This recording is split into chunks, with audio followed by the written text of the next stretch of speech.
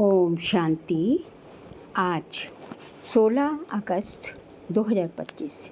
आज के श्री महावाक्यों में हमारे परमपिता परमात्मा शिव कहते हैं, मीठे बच्चे, तुम्हारी एम ऑब्जेक्ट है वंडरफुल रंग बिरंगी दुनिया, स्वर्ग का मालिक बनना।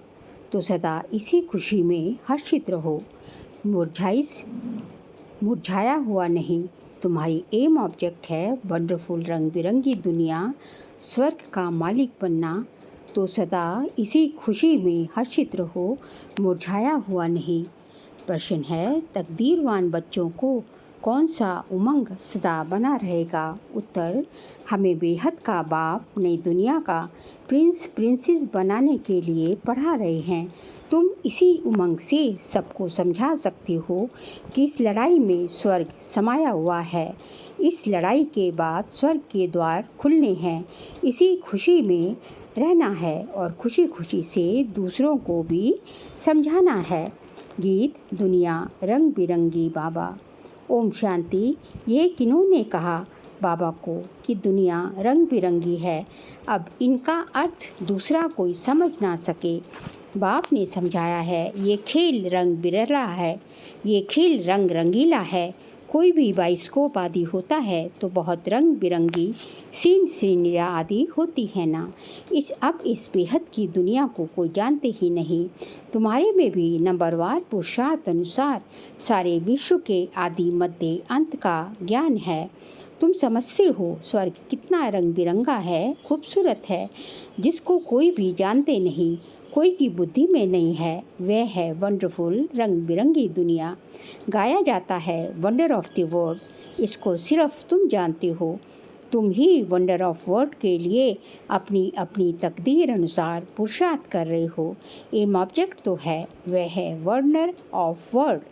बड़ी रंग बिरंगी दुनिया है जहाँ हीरे जवाहरतों के महल होते हैं। तुम एक सेकंड में वंडरफुल वैकुंठ में चले जाते हो, खेलते हो, रास विलास आदि करते हो। बरोबर वंडरफुल दुनिया है ना। यहाँ है माया का राज्य। ये भी कितना वंडरफुल है। मनुष्य क्या क्या करते रहते हैं दुनिया में, ये कोई भी नहीं समझते कि हम नाटक में खेल कर रहे हैं। नाटक अगर समझे तो नाटक के आदि मध्य अंत का भी ज्ञान हो। तुम बच्चे जानते हो बाप भी कितना साधारण है। माया बिल्कुल ही भुला देती है। नाक से पकड़ा ये भुलाया, अभी अभी याद में है, बहुत हर्षित रहते हैं। ओहो, हम वंडर ऑफ वर्ल्ड स्वर्ग के मालिक बन रहे हैं, फिर भूल जाते हैं तो मुरझा पड़ते हैं। ऐसा मुरझा जाते हैं जो भील भी ऐसा मुरझाया हुआ ना हो, जरा भी, जैसे कि समझते ही नहीं कि हम स्वर्ग में जाने वाले हैं। हमको बेहद का बाप पढ़ा रहे हैं, जैसे एकदम मुर्दे बन जाते हैं। वह खुशी नशा नहीं रहता। अभी वंडर ऑफ वर्ल्ड की स्थापना हो रही है। वंडर ऑफ वर्ल्ड का श्री कृष्ण है प्रिंस, ये भी तुम जानते हो। श्री कृष्ण जन्माष्टमी पर भी जो ज्ञान में होशियार हैं वह समझाते होंगे। Shri Krishna wonder of world का प्रिंस था। वह सतयुग फिर कहाँ गया? सतयुग से लेकर सीढ़ी कैसे उतरे, सतयुग से कलयुग कैसे हुआ, उतरती कला कैसे हुई, तुम बच्चों की बुद्धि में ही आएगा। उस खुशी से समझाना चाहिए, श्री कृष्ण आ रहे हैं, श्री कृष्ण का राज्य फिर स्थापन हो रहा है। ये सुनकर भारतवासियों को भी खुशी होनी चाहिए, परंतु ये उमंग उन्हों को आएगा जो तकदीरवान होंगे। दुनिया के मनुष्य तो रत्नों को भी पत्थर समझकर फेंक देंगे। ये अविनाशी ज्ञान रत्न है ना, इन ज्ञान रत्नों का सागर है बाप। इन रत्नों की बहुत वैल्यू है। ये ज्ञान रत्न धारण करने हैं। अभी तुम ज्ञान सागर से डायरेक्ट सुनते हो तो फिर और कुछ भी सुनने की दरकार ही नहीं। सतयुग में ये होते नहीं, ना वहाँ LLB ना सर्जन आदि बनना होता है। वहाँ ये नॉलेज ही नहीं। वहाँ तो तुम प्रारब्ध भोगते हो। तो जन्माष्टमी पर बच्चों को अच्छी रीति समझाना है। अनेक बार मुरली भी चली हुई है। बच्चों को विचार सागर मंथन करना है, तभी पॉइंट्स निकलेगी। भाषण करना है तो सवेरे उठकर लिखना चाहिए, फिर पढ़ना चाहिए, भूली हुई पॉइंट्स फिर ऐड करनी चाहिए। इससे धारणा अच्छी होगी। फिर भी लिखत माफिक सब नहीं बोल सकेंगे, कुछ ना कुछ पॉइंट्स भूल जाएंगे तो समझाना होता है। श्री कृष्ण कौन है? ये तो वंडर ऑफ वर्ल्ड का मालिक था। भारत ही पैराडाइज था, उस पैराडाइज का मालिक श्री कृष्ण था। हम आपको संदेश सुनाते हैं कि श्री कृष्ण आ रहे हैं। राजयोग भगवान ने ही सिखाया है, अब भी सिखला रहे हैं। पवित्रता के लिए भी पुरुषार्थ करा रहे हैं, डबल सिरताज देवी देवता बनाने के लिए। ये सब बच्चों को स्मृति में आना चाहिए। जिनकी प्रैक्टिस होगी वे अच्छी रीति समझा सकेंगे। श्री कृष्ण के चित्र में भी लिखत बड़ी फर्स्ट क्लास है। इस लड़ाई के बाद स्वर्ग के द्वार खुलते हैं। इस लड़ाई में जैसे स्वर्ग समाया हुआ है। बच्चों को भी बहुत खुशी में रहना चाहिए। जन्माष्टमी पर मनुष्य कपड़े आदि नए पहनते हैं, लेकिन तुम जानते हो कि अभी हम ये पुराना शरीर छोड़ नया कंचन शरीर लेंगे। कंचन काया कहते हैं ना, अर्थात सोने की काया। आत्मा भी पवित्र, शरीर भी पवित्र। अभी कंचन नहीं है, नंबरवार बन रहे हैं। कंचन बनेगी ही याद की यात्रा से। बाबा जानते हैं बहुत हैं जिनको याद करने का भी अक्ल नहीं है। याद की जब मेहनत करेंगे तभी वाणी जोहरदार बनेगी। अभी वह ताकत नहीं, योग है नहीं। लक्ष्मी नारायण बनने की शक्ल भी चाहिए ना, पढ़ाई चाहिए। श्री कृष्ण जन्माष्टमी पर समझाना बहुत सहज है। श्री कृष्ण के लिए कहते हैं श्याम सुंदर। श्री कृष्ण को भी काला, नारायण को भी काला, राम को भी काला बनाया है। बाबा खुद कहते हैं मेरे बच्चे जो पहले ज्ञान चिता पर बैठ स्वर्ग के मालिक बने, फिर कहाँ चले गए? काम चिता पर बैठ नंबरवार गिरते चले गए।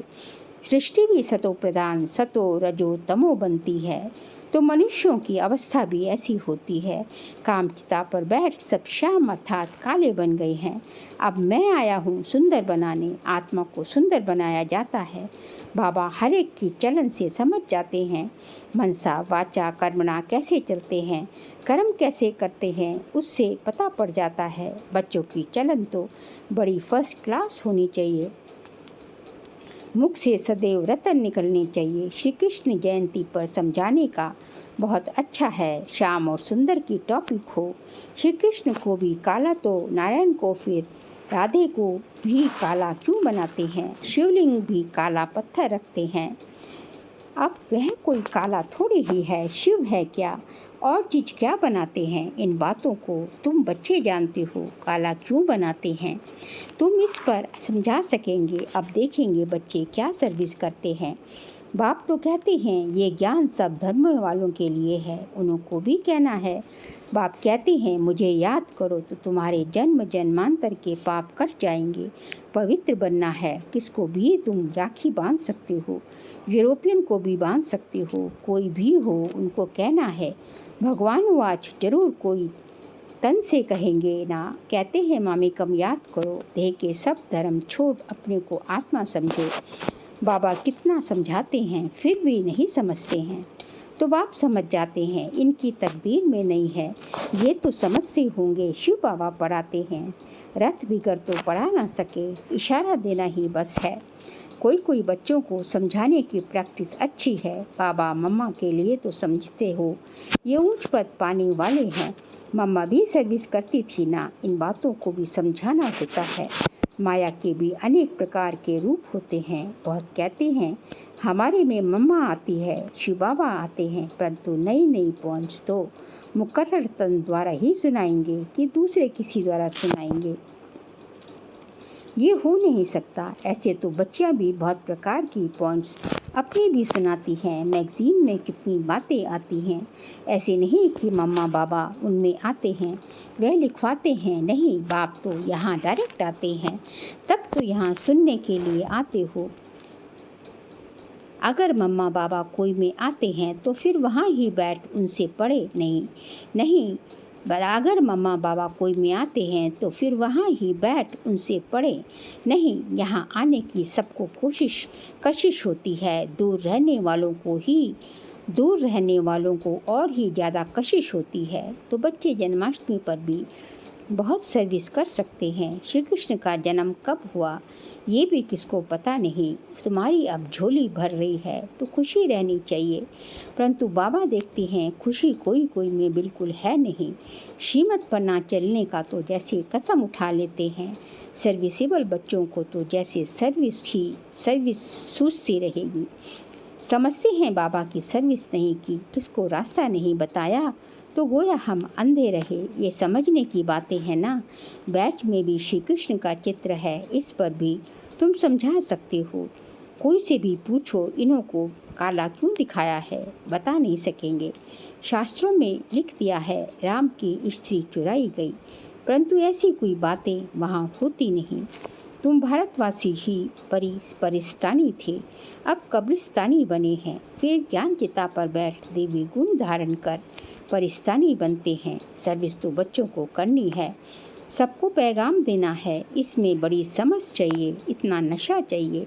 हमको भगवान पढ़ाते हैं, भगवान के साथ रहते हैं, भगवान के बच्चे भी हैं तो फिर हम पढ़ते भी हैं, बोर्डिंग में रहते हैं तो फिर बाहर का संग नहीं लगेगा। यहाँ भी स्कूल है ना, क्रिश्चियन में फिर भी मैनर्स होते हैं।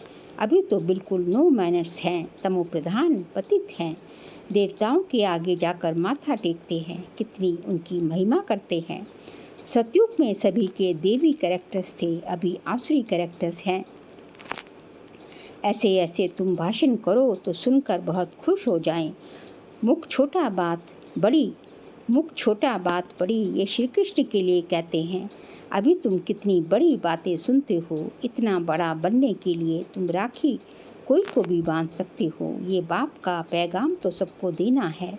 ये लड़ाई स्वर्ग का द्वार खोलती है। अब पति से पावन बनना है, एक ही बाप को याद करना है, देहधारी को याद नहीं करना है। एक ही बाप सर्व की सद्गति करते हैं, ये है ही RNAZ वर्ड। तुम बच्चों की बुद्धि में भी नंबरवार पुरुषार्थ अनुसार धारणा होती है। स्कूल में भी स्कॉलरशिप लेने के लिए बहुत मेहनत करते हैं। यहाँ भी कितनी बड़ी स्कॉलरशिप है। सर्विस बहुत है, माताएं भी बहुत सर्विस कर सकती हैं। चित्र भी सब उठाओ, श्री कृष्ण का काला, नारायण का काला, रामचंद्र का भी काला चित्र उठाओ, शिव का भी काला। फिर बैठ समझाओ देवताओं को काला क्यों किया है। श्याम सुंदर श्रीनाथ द्वारे जाओ तो बिल्कुल काला चित्र है। तो ऐसे ऐसे चित्र इकट्ठे करने चाहिए, अपना भी दिखाना चाहिए। श्याम सुंदर का अर्थ समझा कर कहो कि तुम भी अब राखी बांधो, काम चिता से उतर ज्ञान चिता पर बैठेंगे तो गोरा बन जाएंगे। यहाँ भी तुम सर्विस कर सकते हो, भाषण बहुत अच्छी रीति कर सकते हो कि इन्हों को काला क्यों किया है, शिवलिंग को भी काला क्यों किया है, सुंदर और श्याम क्यों कहते हैं। हम समझाएं, इसमें कोई नाराज नहीं होगा। सर्विस तो बहुत सहज है, बाप तो समझाते रहते हैं। बच्चे अच्छे गुण धारण करो, कुल का नाम वाला करो। तुम जानते हो अभी हम ऊंच ब्राह्मण कुल के हैं। फिर राखी बंधन का अर्थ तुम कोई को भी समझा सकते हो, वेश्याओं को भी समझा कर राखी बांध सकते हो। चित्र भी साथ में हो। बाप कहते हैं मामे कम याद करो, ये फरमान मानने से तुम गोरे बन जाएंगे। बहुत युक्तियाँ हैं, कोई भी नाराज नहीं होगा। कोई भी मनुष्य मात्र किसकी सदगति कर ना सके सिवाय एक बाप के। भल राखी बंधन का दिन ना हो, कभी भी राखी बांध सकते हो। ये तो अर्थ समझाना है। राखी जब चाहे तब बांधी जा सकती है, तुम्हारा धंधा ही ये है। बोलो आप बाप के साथ प्रतिज्ञा करो। बाप कहते हैं मामी कम याद करो तो पवित्र बन जाएंगे। मस्जिद में भी जाकर तुम उनको समझा सकते हो, हम राखी बांधने के लिए आए हैं।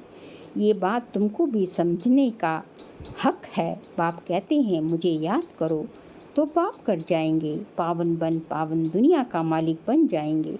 अभी तो पतित दुनिया है ना, गोल्डन एज थी जरूर, अब आयरन एज है। तुमको गोल्डन एज में खुदा के पास नहीं जाना है। ऐसे सुनाओ तो झट आकर चरणों पर पड़ेंगे। अच्छा मीठे मीठे सिकिल दे बच्चों प्रति माता पिता बाप दादा का याद प्यार और गुड मॉर्निंग। रूहानी बाप की रूहानी बच्चों को नमस्ते। हम रूहानी बच्चों की रूहानी बाप दादा को नमस्ते नमस्ते, गुड मॉर्निंग। शुक्रिया बाबा, शुक्रिया। सार के लिए पॉइंट्स है। ज्ञान रत्नों के सागर से जो विनाशी ज्ञान रत्न प्राप्त हो रहे हैं उनकी वैल्यू रखनी है। विचार सागर मंथन कर स्वयं में ज्ञान रत्न धारण करने हैं। मुख से सदैव रत्न निकालने हैं। सेकंड पॉइंट, याद की यात्रा में रहकर वाणी को जौहरदार बनाना है। याद से ही आत्मा कंचन बनेगी, इसलिए याद करने का अकल सीखना है। आज का बाबा का वरदान है, मेरेपन के सूक्ष्म स्वरूप का भी त्याग करने वाले सदा निर्भय बेफिक्र बादशाह भव।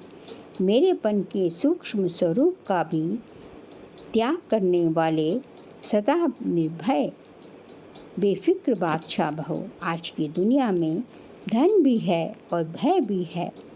जितना धन उतना ही भय में खाते हैं, भय में ही सोते हैं। जहाँ मेरापन है वहाँ भय जरूर होगा। कोई सोना हिरण भी अगर मेरा है, कोई सोना हिरण भी अगर मेरा है तो भय है, लेकिन यदि मेरा एक शिव बाबा है तो निर्भय बन जाएंगे। तो सूक्ष्म रूप से भी मेरे को चेक करके उसका त्याग करो तो निर्भय बेफिक्र बादशाह रहने का वरदान मिल जाएगा। स्लोगन, दूसरों के विचारों को सम्मान दो तो आपको सम्मान स्वतः प्राप्त होगा।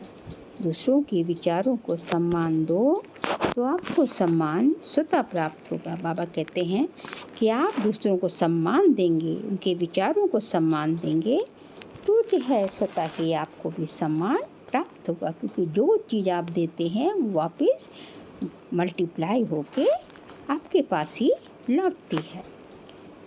फिर जो है अगस्त मास का वृत्तिशारे का सब्जेक्ट है, सहज योगी बनना है तो परमात्मा प्यार के अनुभवी बनो। आज का पॉइंट्स है, एक तरफ बेहद का वैराग्य हो, दूसरी तरफ बाप के समान बाप के लव में लवलीन हो।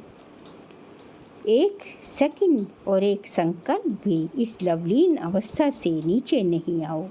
ऐसे लवलीन बच्चों का संगठन ही बाप को प्रत्यक्ष करेगा। आप निमित्त आत्माएं पवित्र प्रेम और अपनी प्राप्तियों द्वारा सभी को श्रेष्ठ पालना दो। योग्य बनाओ अर्थात योगी बनाओ। अच्छा, ओम शांति।